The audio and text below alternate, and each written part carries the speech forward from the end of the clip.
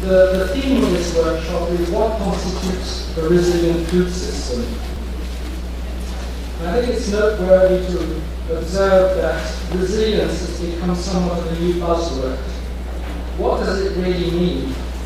And what are the defining features of resilience?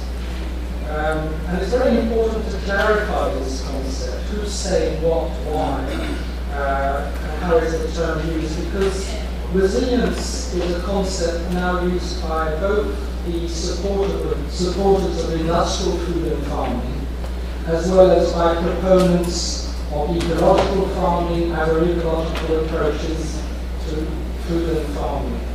So there's a need to clarify the whole concept.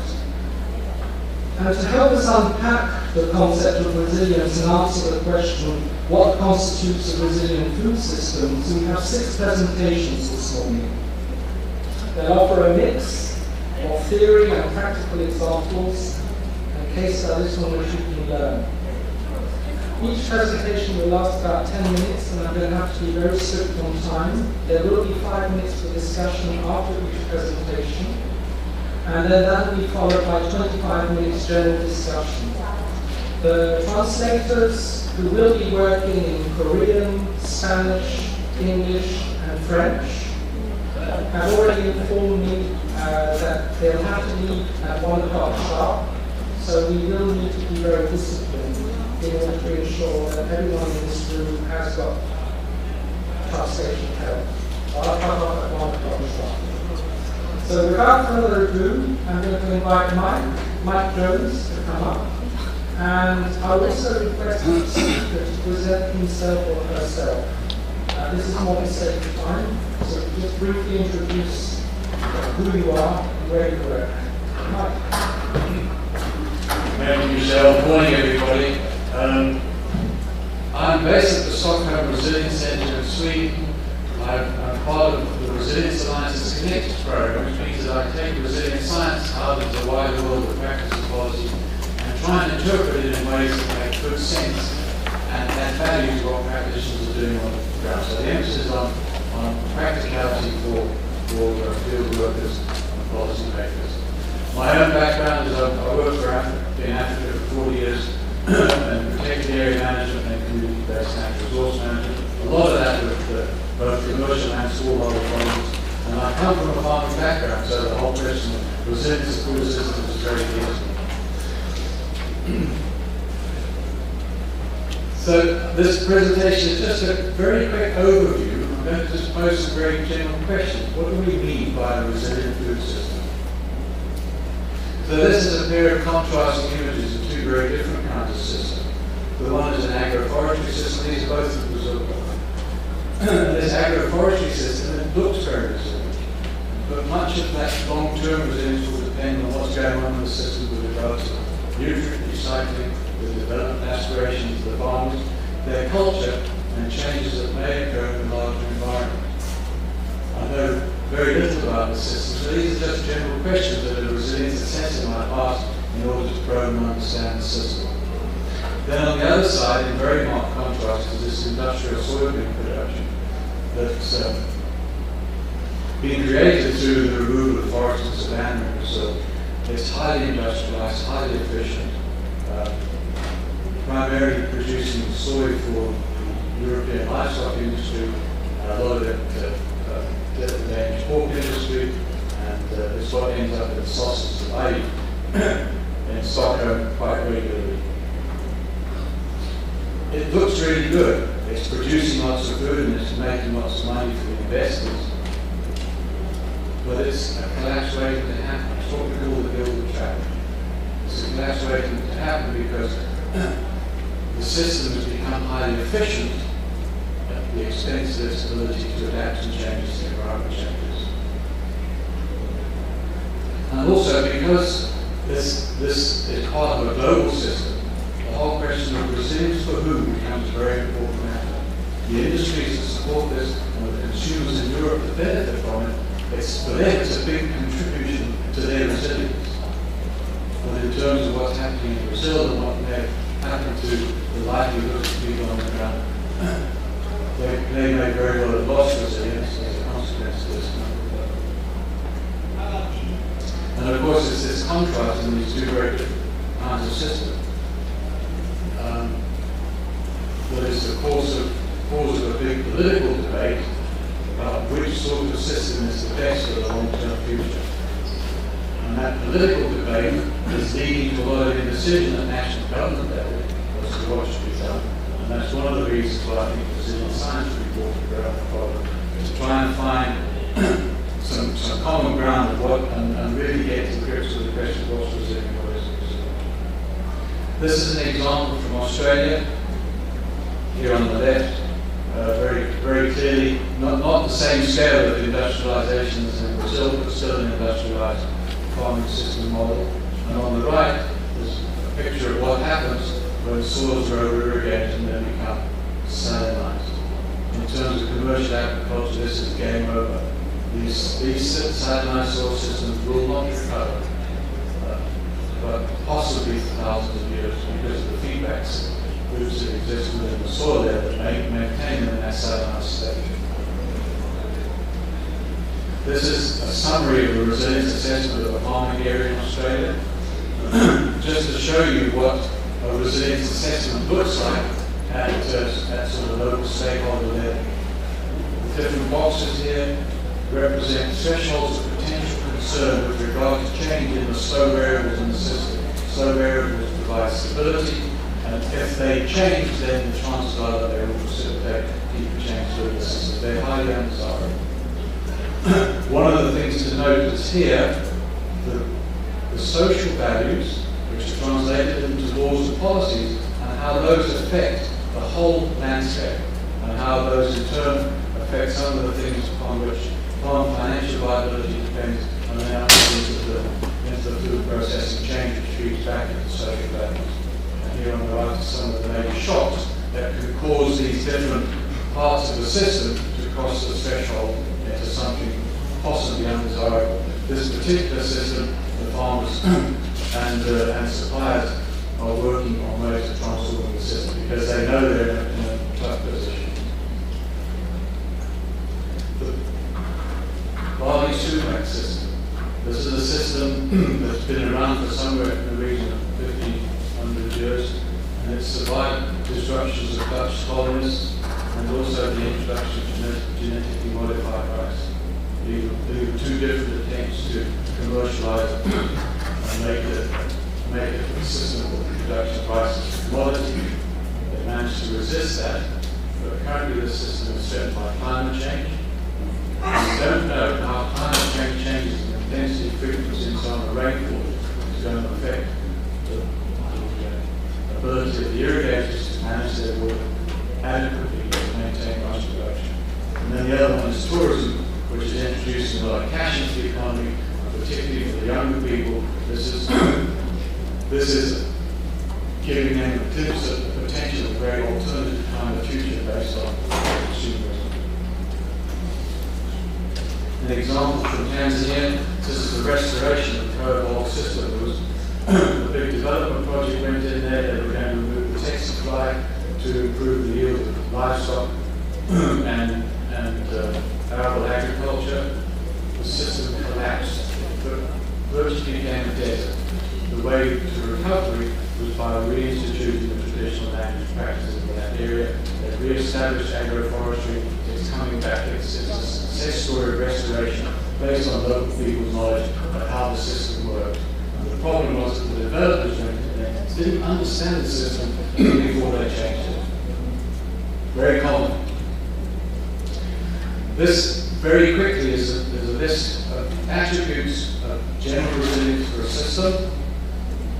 Anybody can go through a system and consider it in terms of its general attributes and deep the status of those attributes and the trend of those attributes. And a little bit deeper question you would look at what are the drivers of these changes that we're seeing, and what are the potential implications. It leads you to the more detailed and for some people the more technical analysis based on the system dynamics over here. But the two things are very closely related. I'm not going to go into this. If we need to refer to these are the core models of resilience assessment, of what it means. Just here, it's these perturbations, that's where it all focuses, and it's about how you manage thresholds. And these models help you, these simple models help you to define a mathematically based model of system change to decide whether you want to stay in the system you're in or whether you want to transform. But we can refer to these if we need to in the general discussion. Thank you very much. That was last time.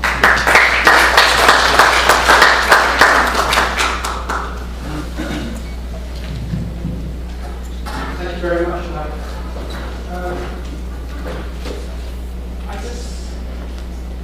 Do you mind if we keep questions still towards the end of the general discussion? Yeah, I'll go straight to Janice. Yeah. So, Janice Alcorn will be presenting with Alonso Zasiki, a comparison of the food system resilience of soy agro-industrial production systems versus Criollo smallholder diversified systems in South America. Thank you. Welcome, everyone. First of all, I want to point out where is the Gran Chaco located. It's the second largest ecoregion in South America. It's 3 times the size of Germany. Mostly between Bolivia, Paraguay, and Argentina, with a tiny piece of Brazil. The original ecosystem is dry forest with major wetlands, and rivers flow down from the Andes Mountains, and they slow down in the flat plains of the Gran Chaco. One of the largest inland deltas in the world is found along the Pilcomayo River. There are also oxbow lakes, and as you can see from the air in that picture. At the time of the European invasion, Gran Chaco was home to over 40 different indigenous peoples who relied on hunting and small agricultural fields. Some used small-scale irrigation. And they moved through settlements as the rivers slowly moved over time and silted, meandering, and they moved the settlements northward. They used and continued to use their own crop seeds, and they gathered el robo, which is a native term. Criollos, who are European indigenous mixed peoples, expanded across the region in the 1800s following their cattle into indigenous territories. Today, the indigenous peoples continue their lives in much reduced areas and are often in an uneasy coexistence conflict with Criollos. Criollos generally have no formal land titles. In Argentina, the Criollos may live on land that is claimed by a patron who pays them or tolerates them living on the land that he has title to or is claimed. Or they may live on the physical lands that formerly belonged to the provincial governments. The Criollo is a mixed strategy that includes free-ranging cattle under forest, maize plots and gardens, complemented by fishing, hunting, gathering, and small-scale timber harvest and beekeeping. The production adjusts to the wide-ranging annual variation in rain, the river flows, and the temperatures, which in this area range from 0 to 50 degrees C within the year. And at the same time, their system maintains biodiversity in the region, which actually has more mammal species than the Amazon. The livestock production is tightly linked to ecosystem. The cattle run free under Chaco forest, where they eat native grasses, algarropods, and young tree shoots and dry leaves in the dry season. They're rounded up whenever cash is needed. The production for market is actually very low. Cattle disrupt the ecosystem to some extent through their grazing, but they also, on the other hand, their hooves aerate the soil and their dung fertilizes the ground. If there's too many animals in an area, they overgraze and degrade it. Sometimes the system is modified by introducing grasses under the trees. The water may depend on the rivers and ponds and the oxbow lakes. Compared to agro-industry, there's much lower production and yield per hectare, but on the other hand, there's a much higher ecological service and social value. If a stranger arrives when they're butchering, you're given a wooden platter and a knife, and you can have all the meat you can eat, no questions asked. They make chairs from crocodiles and gar skins. They live in simple roofed housings, essentially a similar lifestyle to that of indigenous peoples, except that Criollos are very independent. They're much more focused on the immediate family and the larger cultural community. NGOs in Bolivia have worked with Criollo women to build organizational capacity and upscale their cheese production. There's a great demand for Chicago cheese. UNDP is currently funding an effort to trademark Chaqueño beef in Bolivia as organic beef grown in the forest. But in both cases, the criollos generally value their free time and their independent lifestyle more than they value adjusting to meet market demands. The other system in the area is the agro-industrial beef and soy system. Cattle are concentrating in feedlots. You can see the flies and the birds over the cattle. Maybe you can't see the cattle there. The cattle and the soy depend on irrigation and chemical inputs, pesticides, herbicides, and fertilizers. It's highly mechanized. The labor requirements are low. Few people are employed. And the systems are vertically integrated. Argentina is the third largest producer of soy, the second largest producer of GMO soy in the world. A lot of that comes from Chaco. The beef production has been falling due to conversion of pasture lands to soy fields. The spread of soy in the Gran Chaco has come at the cost of displacement of people, both criollos and indigenous peoples, with serious social and ecological impacts. This slide here on the upper side here is from the newspaper last week. Criollos are fighting for their rights to stay on the land, but they have no formal title, no formal land rights. They'll probably be moved to shelters on the outside of small rural towns. The land where this criollo was living was sold to an agro-industrial producer, and instead of just forcing him to move off the land, they offered him a title to some land in some other place. And he asked for a forested area where he could take animals who are being displaced by the same land conversion. And he hopes that he can educate local farmers who are using agro-industrial practices to save part of their forested land for wildlife by inviting them and their children to come and feed young animals, wild feed young animals. So that's a quick sketch of the two systems. So to illustrate kind of how the resilience values run through this versus the system, these are the values the Resilience Alliance has put together over the last 20 years. Quickly. Diversity of the criollo system has high social and natural microenvironmental diversity. Soy and feedlot system focuses on creating homogeneous conditions. The criollo system has high ecological variability. Criollos work within the setting of natural heterogeneity, while the agro-industrial model focuses on homogeneity.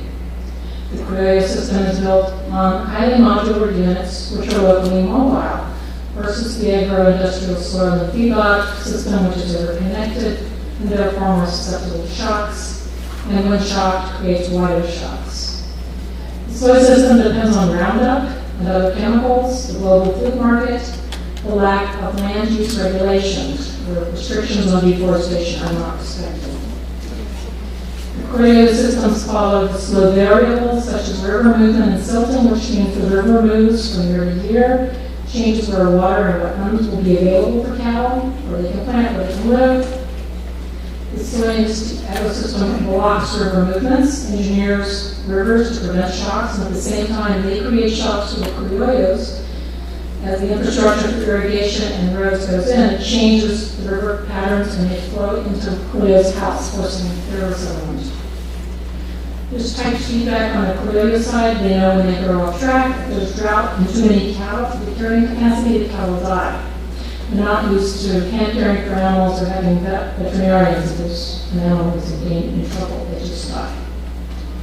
The soy industry system does not get the feedback on the genetic defects that are created in children and are very slow to respond to local population's concerns. This year, the Golden Environmental Prize was awarded to a woman in Argentina who fought to get some regulatory restrictions on pesticides and herbicide use near residences and schools.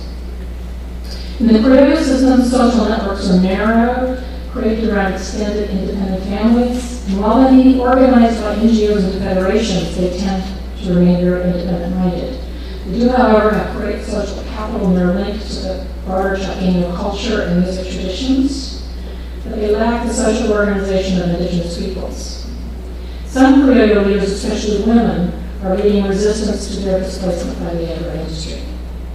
The soy system, on the other hand, they build a social capital by lobbying government for collaboration in the use of fiscal lands and concessions and administration considerations, and they also look for other favorable policies. In Argentina, the government takes 30 to 40% of the income from soy And so they have an incentive to engage with government. So there's this tight dance between diversified capital and the government.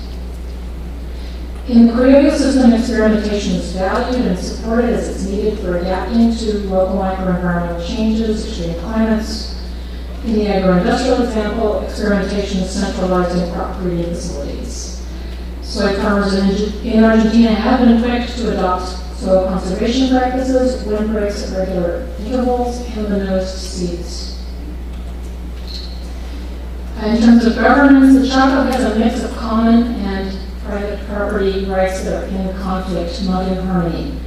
In terms of enforcing legal restrictions on deforestation for land use conversions, Criollos in both Argentina and Bolivia, as well as indigenous peoples, try to get government assistance to protect them and their forest resources, but they're generally helpless against displacement by agro-industry, colonists, or loggers.